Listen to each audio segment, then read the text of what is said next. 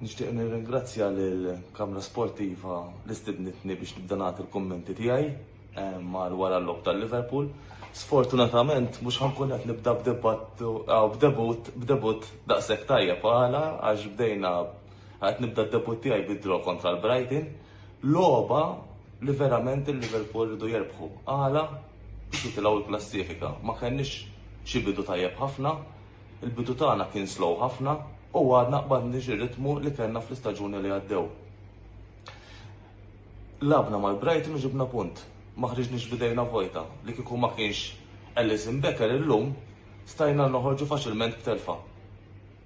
Is-sena l-oħra l-Brighton labulna l-istess logħba, is-sena l-oħra ġibna draw minn għandhom ir-riżultat ma kienx ta' 3-3 kien ta' 2-2 fejn is-sena l-oħra konna vantaġġ aħna u ġibna u ġabu draw huma u dis-sena tista' tgħid kważi kienet simili. Kienu fil-vantaġġ huma, ġejna fil-vantaġġ aħna u mbagħad reġa' ġabulna id-draw. Ma konniex kapaċi nżommu riżultat u daw it-3 punti l-qudiem ħajkunu jiswuna ħafna.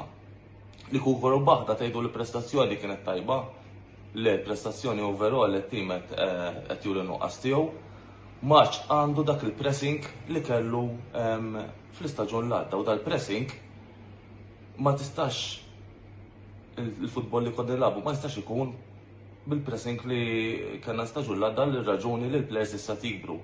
Dija sitwazzjoni li missom fil-verità rawa u indirizzawa l-owners kif ukoll il-coach. Il-coach ra li kellna ċertu noqqasijiet. Qabel kont nibqa' ngħid li ma tixtru ħadd, imma issa qed juri li ma nistgħux nibqgħu nżommu l-performance ta' qabel bl-istess plejer li issa jikbru u ħafna minnhom ukoll naqqsu l-performance tagħhom. Fosthom Trent Alexander-Arnold kif ukoll Virgil van Dijk fuq wara u jien nistaqsi wkoll it-telespettaturi ta' Kamra Sportiva minnu l-aħjar difensur l-għandhom il-Liverpool bħalissa. Jiena li personalment nemmen li huwa Joel Matip. Labna mal-Brighton ma labniex ma' xejn. Kif tafu l-Brighton kienu qegħdin fuq il-kotba ta' kulħadd beda jipprova japproachjhom fil-fatt iċ-Chelsea marru għall-coach tagħhom. Il-Liverpool fit-transfer market tas-sajf kienet jisemma Caicedo il-midfielder. Kif ukoll Trossard kien qed jiġi segwit ukoll minn bosta klabs oħra ġewwa l-Premier League li huma mat-top 6. X'ġara llum ħażin biex kellna dil-prestazzjoni tant ħażina. Li bda ngħid li l-gows ħafna minnhom sa t-tlieta li kellna. 2 minnhom saru bit-traskuraġni tat-diviża. Imma kif bdejna notaw waqt il-logħba wkoll bdew jafsu fuq in-naħa ta' Trent Alexander-Arnold. Ma tantx stajna kellna l-ewwel ħaf vera ħażin u kieku evitajna daw l-iżbalji stajna morna ħriġna brebħa, però kif rajtu l-prestazzjoni ma tantx kienet tajba. Nixtieq ukoll ngħid li Virgil van Dijk m'għadux il-Virgil van Dijk ta' 3 staġuni li għaddew. Qed ikunu ħafna mid-diviża mhux qed ikunu b'dik il-ħeġġa li kienu qabel u qed ikunu wkoll f'ċertu sitwazzjonijiet tista' tgħid traskurati. Sostituzzjoni wkoll li ma ġbitniex ħafna fuq wara kienet sostituzzjoni ta' James Milner flok Kostas Tsimikas. Għalija James Milner huwa plejer għalkemm jagħtem biex ikun juri ċertu leadership, għalija m'għandux ikompli jidħol f'ċertu mumenti ibsin tal-logħba. Jien għalija kif rajna wkoll kien kontra saqiħ James Milner fuq il-naħa tal-left u ma setax jkun hemm coverage tajjeb min-naħa tiegħu wkoll. Fin-naħa tan-nofs kif rajna wkoll Fabinho m'għadux jagħti il-performances ta' qabel ukoll. Konna slow fin-nofs u waħda mill-kummenti li rajt fuq l-internet fuq grupp li nixxerja ma' sħabi huwa li Fabinho m'għadux iwaqqaf dak il-ballun u jitfgħu fil-kaxxa apposta. Anzi, wis qed jaqbad u jitfa' l-ballun lura li dik li dan kapaċi titfana lura wkoll. Henderson qed jikber u għalkemm huwa leader ukoll bħal James Milner għadu jagħti il-performances tiegħu però naqqas ukoll. Allura għalhekk nemmen li l-klabb kellu jinvesti ukoll ċertu players ta' kwalità fil-midfield. Issa ġejja l-World Cup, il-press tal-players jaf jola, allura jaf tiswina aktar u għalhekk dak in-nuqqas li ma ħsibniex qabel għalih bħala klabb ħajkun qed jagħmel effett fil-korsa tal-istaġun. L-istaġun huwa twil u jidher li ħajkun ibes ukoll. Li ma qbilx magħha wkoll għalkemm nemmen li Bobby Firmino huwa plejer li għandhom iġġeddulu l-kuntratt u huwa plejer li għalija dal-aħħar logħbiet kien wieħed mill-aqwa flimkien mal-Alisson Becker. Ma qbilx mal-fatt li Darwin Núñez daħal għal ftit kien qasir, kellu vjaġġ twil, kien għadu ġej mill-duties tiegħu tal-internazzjonal, però plejer li ton fuq 85 miljun ma tħallihx għal dak il-ħin twil fuq il-bankina. U veru naħseb li wkoll Salah naqqas mill-performances tiegħu. Qabel konna ngħidu mal-ewwel sitt logħbiet tal-istaġun kont tara Salah itik indikazzjoni li ħajkun it-top scorer tal-Premier League. Dan l-istaġun mhux qed narawha. Fil-fatt nistgħu ngħidu li diffiċli ħafna bis-Salah ikun mat-top 3 scorers. Fil-fatt qed naraw li aktar qed ixeqleb li top scorer ovvjament qed juri ġa biċ-ċar fil-Premier League ħajkun Erling Haaland. Carvalho u Harvey Elliott, żewġ players żgħar huma hot prospects for the future, però wieħed għandu iżomm f'moħħu li daw huma żewġ players bla esperjenza. Għalkemm huma joħroġulhom ħafna lob tajba u fil-fatt Harvey Elliott bħal player of demand tal-Standard Chartered tal-Liverpool, xort għandhom bżonn l-esperjenza. U fil-fatt anke wkoll illum waqt l-ewwel ħaf rajna li Carvalho ma setax jimla l-vojt ta' Luis Diaz. Beda t-tieni ħaf u Luis Diaz ovvjament jiena lija personalment kien so far l-aqwa player li kellna fuq quddiem. Ma nistgħux nibqgħu nġibu l-iskuża sa wkoll li għax kellna l-players injured, kellna bankina b'saħħi tal-lum, kull ma jonqoshom jidħlu hekk mhux sejjer żball bħala full training huma Konate u bħalissa għandna l-injury wkoll ta' Andy Robertson. Tim hemm u bankina soda hemm, però naħseb l-avversarji tagħna wkoll draw il-futbol li nilagħbu. Nsaqsihom it-telespettaturi tal-Kamra Sportiva, għadu żmien li Liverpool jibqgħu jilagħbu bl-istess formazzjoni, għandu jinbidel xi ħaġa, taħsbu li mill-4-3-3 għandna naqilbu l-formazzjoni oħra, taħsbu li Firmino għandu jilab flimkien qudiem formazzjoni ta' 4-4-2 flimkien ma' Darwin Núñez. Rajna differenza wkoll fit-tieni ħaf meta daħal Diogo Jota. Diogo Jota huwa plejer perikolus li joħloq tipo ta' tensjoni fil-kaxxa avversarja, jiġifieri il-plejers qegħdin hemm. Però nibqa' ngħid li l-iżbals li sar dan is-sajf waqt it-transfer market tas-sajf kien il-mument li ma investejniex fit-tim. Investejna fi striker bħal Darwin Núñez meta ta' Sadio Mane, però xorta kont nemmen li għad ikun hemm bżonn ċertu additionals fl-iskwadra tal-Liverpool. U insaqsi wkoll it-telespettaturi tal-Kamra Sportiva taqblu li Trent Alexander-Arnold għandu ibiddel il-pożizzjoni tiegħu għan-nofs u taqblu wkoll li għalissa sakemm jasal it-transfer market għandu jidħol f'dik il-pożizzjoni għalkemm m'għandniex ħafna għażla. Joe Gomez kif ukoll tafu għandna right back il-Calvin Ramsey, imma nemmen ukoll li għandu jġib l-esperjenza fit-tim biex ikun jista' ikollu karriera fil-Premier League, għalkemm huma dawn ukoll it-tlieta li semmejt Harvey Elliott, Fabio Carvalho u Ramsey, huma 3 players ta' futur imma xorta waħda għadhom irridu jġibu l-esperjenza fl-iskwadra. Jiena għallum nixtieq nara il-feedback tagħkom għall-ewwel debut tiegħi fil-Kamra Sportiva. Din hija li xi ħaġa ġdida u nispera li ma qudiem nidraktar ukoll. Xorta nixtieq ngħaddi messaġġ is-supporters tal-Liverpool never give up, ma naqtgħux qalbna u forsi il-lak tagħna jdur u nerġgħu nibdew naraw dak il-futbol sabiħ ta' Jurgen Klopp.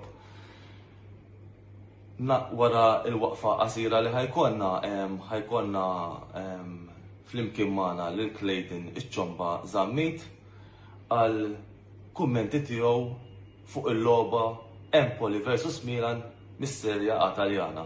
Grazzi ħafna tal-opportunità u you never walk alone.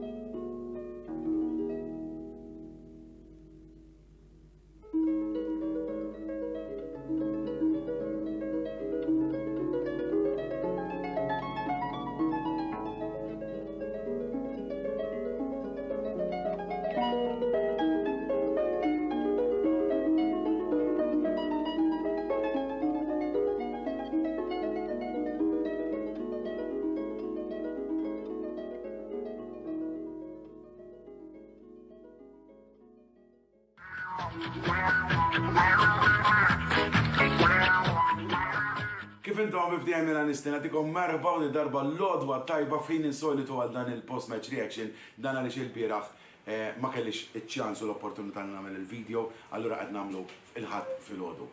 L-għada tal-partita Empoli Milan rebħa tajba għat-tim ta' Stefano Pioli, rebħa bl-iskor ta' kita bujet. Però qabel nibda dak l-intervent ta' Zlatan li once li jara l-mara fuq il-mejda jmordeja u Zlatan fimni kissa ma nista' nitkellem please? Ok, ma nistax. Rebħa ta' tlebajt kif kontent ngħid, però qabel nibda nixtieq anki nagħti merħba lil Chris li għadu kif ħalla l-kummenti tiegħu fil-post-match reaction l-ewwel waħda tiegħu għal-Liverpool Brighton, skor ta' 3-3, darba li staġun mhux tajda sekk tajjeb għal-Liverpool, però għadna nibdew li kienet it-tmin jew għal-Milan kienet it-tmin partita, ma nix eżatt tal-Liverpool. Minix ta' sekka ġornat, pero fuq il-Milan nistajt li kienet it-tmin partita minna tagħna 5 rebkiet, 2 drojiet u telfu għada kontra n-Napli bħalma nafu 15 ilu. Chris, nixtieq intik il-merba u ngħidlek biss qed naqas għal jiskur jana iktar, għax barra li tu pleċir inti naqjed fil-fantasy. U għet għanda xej ħażin, ħażin bis-sena. Tista' kelma ftit? Thank you. Nibdew nitkellmu dwar il-partita Empoli Milan kif qed intaraw bil-flok mibdul għall-istaġun illi qegħdin fih dan għaliex wasal li issa, it-tielet flok l-aħdar tal-Milan u għandu wkoll li Xalde Ketelare fuq wara plejer li jirċievi ħafna u ħafna dubju fuqu u nuqqas ta' fiduċja. Però nfakkarkom illi lejaw fl-istaġun 2019-2020 l-ewwel tiegħu ftakru fejn kien. Ftakru fejn kien lejaw.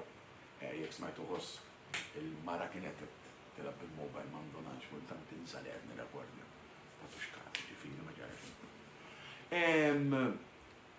Niftakru fej killi għaw sentejn ilu u fej jgħat issa, ġifiri naħtu ftit ċans. Dan għatandu 20 sena u għadu jrid jitallem xinja differenza bej Jupiter League tal-Belġu bil-rispet kollu ġifiri. Daħin minn etnajer il-Jupiter League fej manki plejer Malti la fieħ tedit ewma. Bid-differenza minn hemm għal-kampjonat bħal-serja. Importanti li ntuħ ċans biex anki jifhem eżatt x'inhu jiġri u x'inbidel f'ħajtu għal fuq tifel, mhux tifel tista' tgħid, ta' 20 sena. Però daqshekk fuq dak Ketelare u nitkellmu ftit dwar il-partita Empoli Milan. Milan jirpu bl-iskor ta' 3-1 bħalma diġà għadt. Fl-ewwel taqsima ir-riżultat kellu jkun faċilment ta' 4-0, però meta ma tiskurjax tirriskja li rebħa ma tasax. Ma kienx il-każ il-bieraħ dan għaliex Pioli fettu li jagħmel bidla. Daħal l-Ante Rebic fl-aħħar irritorna Ante Rebic minn flok Olivier Giroud illi jiena rajta daqsxejn riskjuża li taqla li Giroud għax kienet ilab tajjeb ħafna, ma kienet ilab logħba tajba, u ddaħħal ir-Rebic floku.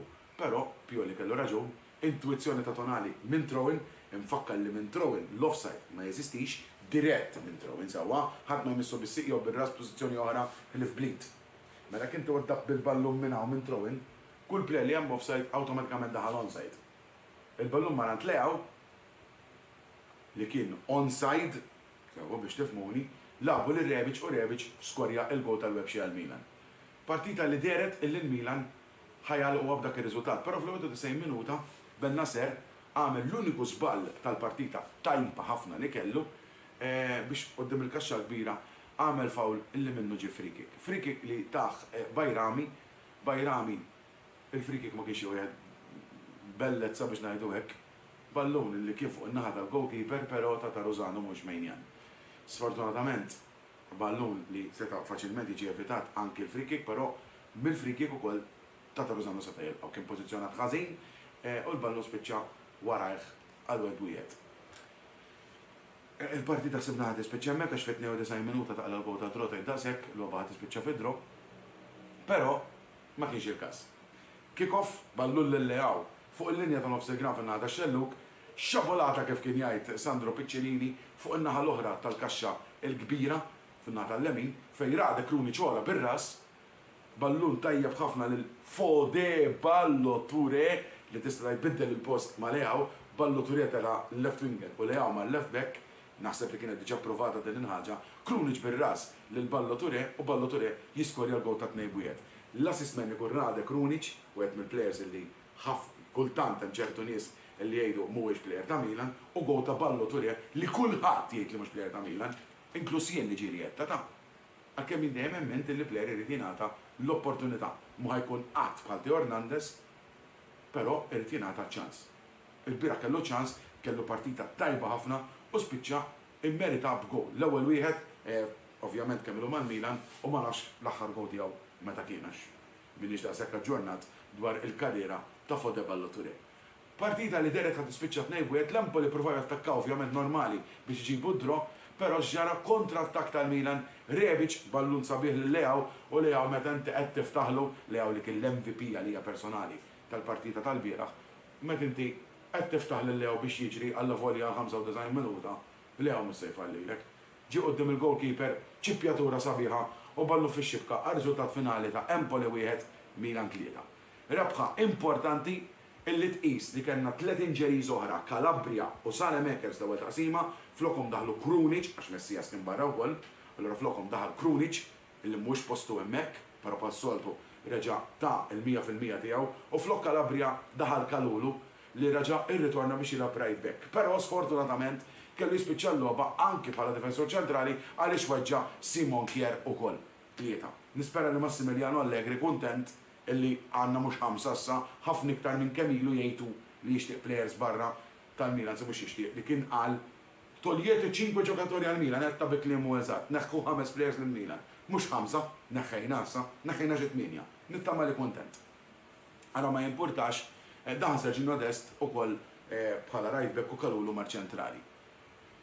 Riżultat importanti li tina fiduċja għall-logħba li jmiss li se tkunna l-erba li ġej kontra iċ-Chelsea, se nkellimkom anke dwar il-post-match reaction ta' dik il-partita mhix se toħroġ kif qed toħroġ dan il-format għal raġuni kemm tagħna u kemm jiġifieri anke Juventus Maccabi Haifa, dan għaliex l-intervent tiegħi li jmiss se jkun dirett fuq botta u risposta nhar ħamis li ġej 6 ta' Ottubru fid-9 ta' flaxija kemm jien u kemm Mark Xembri biex nitkellmu għall-logħba tas-Sibt ta' wara 8 ta' Ottubru fis-6 Milan Juventus u anki nagħtu l-post-match reaction kif diġà qed ngħid ta' Chelsea Milan u Juventus Maccabi Haifa li se jintlabu ovvjament it-tlieta u l-erba' rispettivament li ġejjin. Jew naħseb it-2-4 niskuża ruħi, iż-żewġ logħbiet huma l-erba' li ġej. Sewwa, niskuża ruħi f'5 ta' Ottubru nitlabu 2 li huma.